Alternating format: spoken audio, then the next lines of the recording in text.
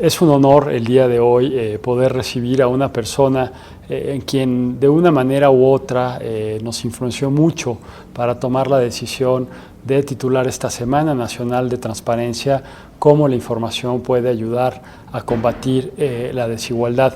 En el Pleno del INAI y en la institución en términos generales, Carl Bosch, nos da muchísimo gusto que finalmente te podamos haber traído a México. Hoy nos diste una charla que literalmente fue una conferencia magistral y de entrada me gustaría preguntarte, te fuiste en tres grandes tiempos, en tres grandes periodos, la época preindustrial, lo que llamaste el momento Detroit y luego lo de Silicon Valley. En esta, pensando en Rodel Longue Durée, que tú has muy bien analizado, ¿cuáles serían para el segundo periodo los tres grandes factores que explican la desigualdad? Bueno, primero déjame dar las gracias por la amabilidad de invitarme. Ha sido un placer estar con vosotros. Bueno, como decías, me pedisteis que reflexionase un poco sobre la desigualdad, ¿verdad? Y en el contexto, poner el contexto de México en el contexto mundial. Y empecé la charla dando cuenta del hecho de que México tiene una desigualdad alta y que ha sido muy persistente durante el tiempo. Los datos que tenemos desde 1950, tenemos datos de un índice como el Gini, que es el que utilizamos normalmente para medir el grado de desigualdad de riqueza y de renta y la distribución de la renta. Entonces lo que hice en la charla fue hablar de dos momentos, digamos, el momento antes de la Revolución Industrial y el momento que viene después, que cambia las cosas, y tú me pedías sobre la Revolución Industrial que había ocurrido, ¿no? Creo que la Revolución Industrial, cuando aparece, para entender los efectos del desarrollo económico moderno, contemporáneo de los últimos 200 años, una manera de hacerlo es pensar en la relación entre el factor trabajo y el factor capital, o la utilización de máquinas, que es realmente la gran innovación que conduce a la Revolución Industrial. Y durante estos 200 años que han transcurrido desde la Revolución Industrial y lo que ha venido después, el tipo de trabajo que ha sido complementario, que se ha vinculado más a la automatización, a la introducción de máquinas, ha ido variando, ¿verdad? Y eso ha tenido un impacto sobre la estructura del empleo, sobre la estructura de salarios, de manera que el primer periodo le podemos llamar Manchester, hoy le llamo Manchester, que es el periodo de la primera revolución industrial, que se inventa en la Gran Bretaña, en Manchester precisamente, que es famoso porque Marx y Engels trabajan con datos sobre esa área, sobre ese momento, y ellos utilizan todos los datos que tienen para predecir cómo será el capitalismo futuro. En ese tipo de régimen de producción, lo que ocurre es que el antiguo modo de producción que existía, que era, sobre todo se basaba en el artesano y por tanto en un trabajo muy cualificado, en pequeños talleres, digamos, todo eso desaparece, ¿no? O una parte importante empieza a desaparecer, queda sustituido por la primera automatización, por las primeras grandes máquinas telares, etcétera, mecanizados, y ese tipo de maquinaria lo que necesita es un trabajador poco cualificado, es decir, una persona que sea capaz realmente de mover la máquina, incluso de dar energía a la máquina, ¿eh? ¿Y qué ocurre? Bueno, pues lo que ocurre es que eso transforma el mercado de trabajo, realmente lo que hay es demanda por ese tipo de trabajador poco calificado, los salarios que se pagan son bajos, se utiliza muchísimo trabajo femenino y de niños, ¿verdad? Y eso produce, hay un proceso de creciente desigualdad, y cuando tenemos algunos datos sobre desigualdad para algunos países, la Gran Bretaña, Estados Unidos, a largo plazo, y vemos que ya esos países, sobre todo la Gran Bretaña, era desigual en el siglo XVIII, pero cuando viene la primera revolución industrial incluso crece la desigualdad. Y eso es el primer momento, ¿no? Lo que ocurre es que, no sé si quieres interrumpirme, no, por favor. Con toda libertad lo haces. Sí, claro. El segundo momento es lo que le llamo yo el momento Detroit, que es, digamos, el momento de invención de la cadena de montaje por Ford, aunque eso se extiende rápidamente a muchas otras empresas, y es un paso más en la automatización, en la mecanización, de hecho, Pero lo interesante es, quizás lo paradójico, es que al mecanizarse incluso más, una parte muy importante del trabajo no cualificado que se utilizaba desaparece. ¿Por qué desaparece? Bueno, pues porque con la cadena de montaje, o como parte fundamental de la cadena de montaje, se incorpora la electricidad, y la electricidad también comporta la invención de toda serie de mecanismos para transportar productos, se inventa el motor y aparecen los vehículos que permiten sustituir o reemplazar todo ese trabajador que se utilizaba simplemente de carga y de descarga. Y ese trabajo, una parte muy importante desaparece, y en cambio lo que hay es un crecimiento de unos estratos de trabajadores semicualificados que son operadores de máquinas, o que reparan máquinas, o que incluso participan en industrias en las que se inventan o se producen las máquinas que se utilizan en cadenas de producción. Y es aquí también cuando empezamos a ver que la democracia, y sobre todo después de la Segunda Guerra Mundial, se convierte como un régimen emergente, sobre todo en Europa Occidental, desde luego en Estados Unidos, y algunos experimentos o tentativas en América Latina. En función de la base de datos y todo el análisis que tú has hecho, al final, ¿podemos decir que los regímenes democráticos en un periodo de tiempo relativamente amplio tienden a disminuir la desigualdad? Bueno, yo creo que es un doble movimiento, ¿verdad? O sea, con estos cambios productivos, lo que ocurre es que al cambiar la estructura del mercado de trabajo con los salarios son mayores para estos trabajadores semicualificados o cualificados, que participan de todas las ganancias de productividad que vienen con el modelo de Detroit de producción, lo que vemos es una compresión de la distribución en salarios y, por tanto, más igualación de ingresos en la sociedad, ¿no? Incluso tú señalabas, antes básicamente trabajaban para hacer las cosas mecánicas, que todavía no podía hacer la producción a escala, y ahora empiezan a florecer las empresas, y las empresas empiezan a necesitar gente que gestione. Exacto. Y se empieza a generar un mercado laboral que era inexistente. Y si mal no recuerdo, tú señalabas una frase, algo así como: la democracia tiende a capacitar y a formar mejores recursos humanos, sí, por lo que se detona. Y luego jugabas muy bien con esta metáfora, pues yo podría resumir Locke y Rousseau, es un componente de ambas cosas, ¿no? Sí. O sea, lo que ocurre es que al haber esta compresión salarial hay más igualdad, se reduce toda la tensión, todos los conflictos políticos y sociales que existían en el 19, en donde apenas hubo democracia excepto en algunos países. Se produce esa transición a la democracia, y lo que ocurre son dos cosas. Por una parte, ese nuevo modelo de producción hace que todo el mundo, especialmente los empresarios, tengan interés en invertir en trabajadores que sean capaces de entender instrucciones cuando operan con las máquinas, o bien de tener un tipo de trabajador de cuello blanco, que son los que gestionan, los que son parte de todo el aparato que gestiona estas grandes empresas que emergen, ¿no? Desde el mecanógrafo, hasta el gestor, el gerente, el contable de la empresa, ¿no? Y eso hace que se cambie.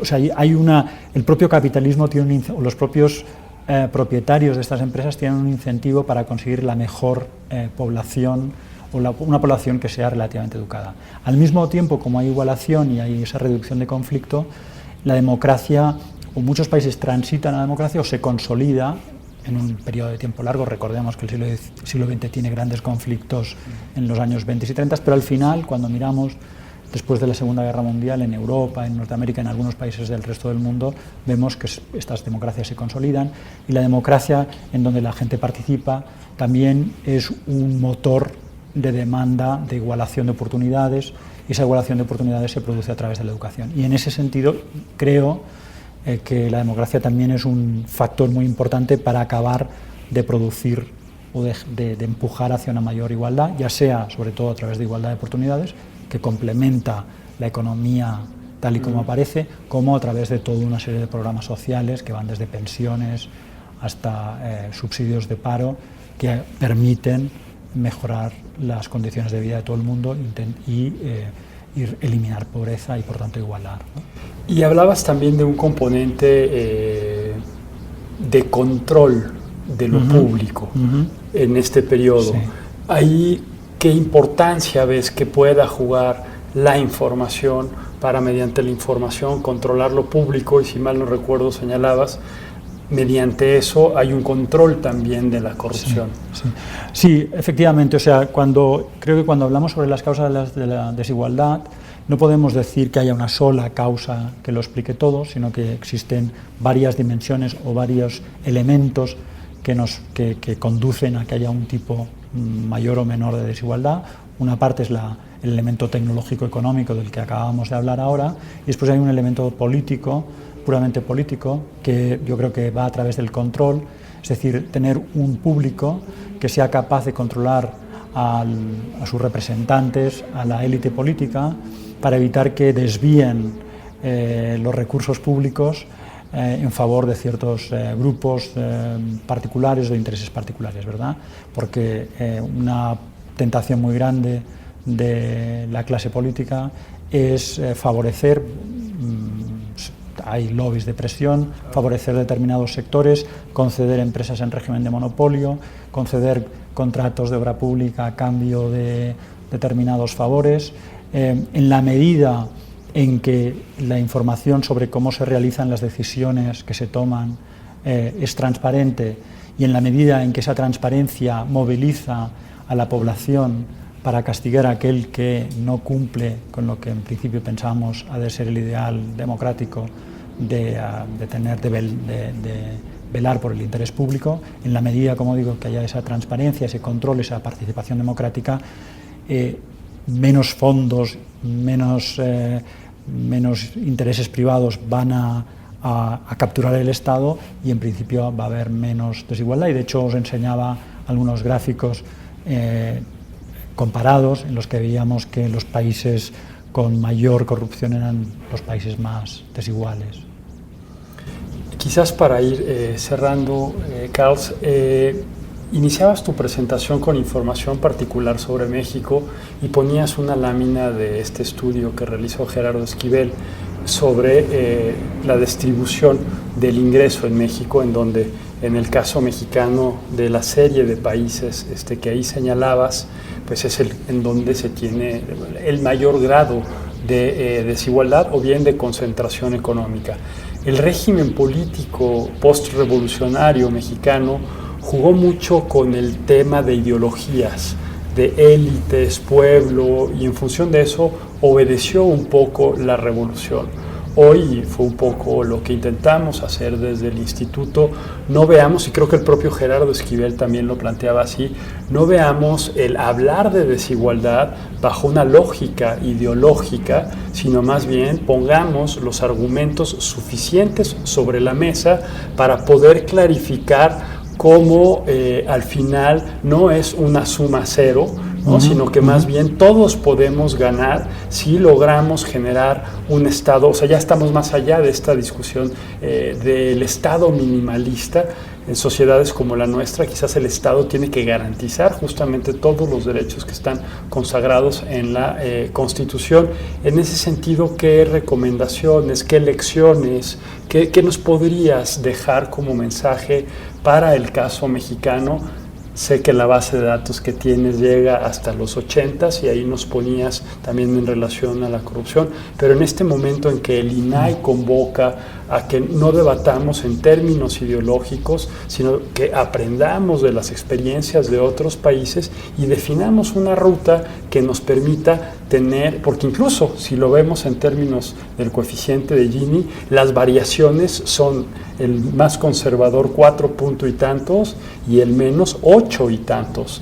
¿Qué información nos hace falta? Sé que son muchas preguntas, pero aprovechar tu gran experiencia, tus bases de datos, tus análisis, como para dejarnos 2 o 3 o 4 ideas para seguir continuando con este debate. Bueno, yo creo que es importante, y hablábamos con esto con Gerardo Esquivel, entender que realmente no hemos de considerar esa relación entre mercado y democracia como un juego de suma cero, ¿verdad? Hay gente que dice, bien, si hay desigualdad es viene del mercado, dejemos libremente que éste asigne recursos, etc. Y después aquellos que se quejan y dicen intervengamos al máximo para reducir, incluso si hay costes y hay pérdidas de eficiencia, ¿no? Creo que en realidad lo que debemos empezar a entender, y sobre todo eso, por eso el modelo de Detroit es muy interesante, y es que existen muchos puntos posibles de avance, tener una economía robusta, una economía de mercado robusta, competitiva, que asigne bien los bienes, los servicios, con una política dirigida que haya igualdad. ¿Por qué?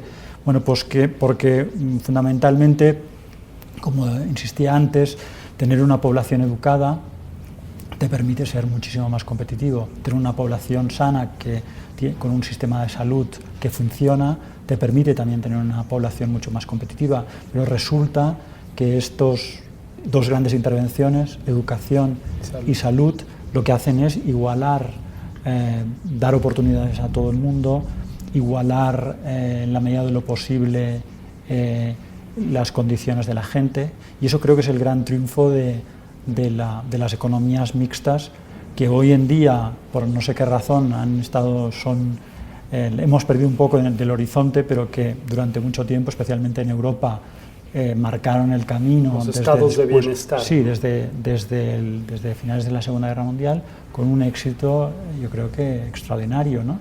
Con todas las imperfecciones que puedan tener. Y esas intervenciones son importantes. Y la otra es apostar por una democracia más vibrante, ¿no? En la que, ya te decía antes, es verdad que es muy importante la transparencia, y por tanto en este sentido el Instituto, por lo que entiendo, hacéis una labor extraordinaria y muy crucial, pero eso sin el látigo de las elecciones, el látigo de responsabilizar a los representantes, a los partidos, a los políticos, eso no es suficiente, ¿no? Es necesario también esto, y eso necesariamente debería, a la vista de los datos que tenemos, reducir las desigualdades y las injusticias que ese informe de Gerardo Esquivel de Oxfam son impresionantes, tanto por la proporción de la renta nacional en manos del 1% más rico de México, que es el 21%, es dobla el promedio de un país europeo, como por el hecho de que en términos de pobreza absoluta existan, creo que son casi 40 millones de mexicanos que están por debajo de su umbral, y eso es extremadamente preocupante, ¿no? Y necesario combatirlo. Siguiendo Tony Judt, dirías que algo va mal. Mira, en la humanidad muchas cosas van mal, pero sabemos que en lo que, a pesar de nuestras imperfecciones, podemos empujar para limarlas y para hacer las cosas mejor. Yo creo que de eso se trata, ¿no? Y de intentar analizar qué ocurre y forzar a los que han de decidir para que que hagan las políticas adecuadas para hacer que la sociedad sea más justa, ¿no? Carlos, de verdad, un placer haberte tenido aquí. Esperemos que sea la primera de múltiples visitas que puedas hacer al INAI y a México. Muchas gracias. Gracias a vosotros.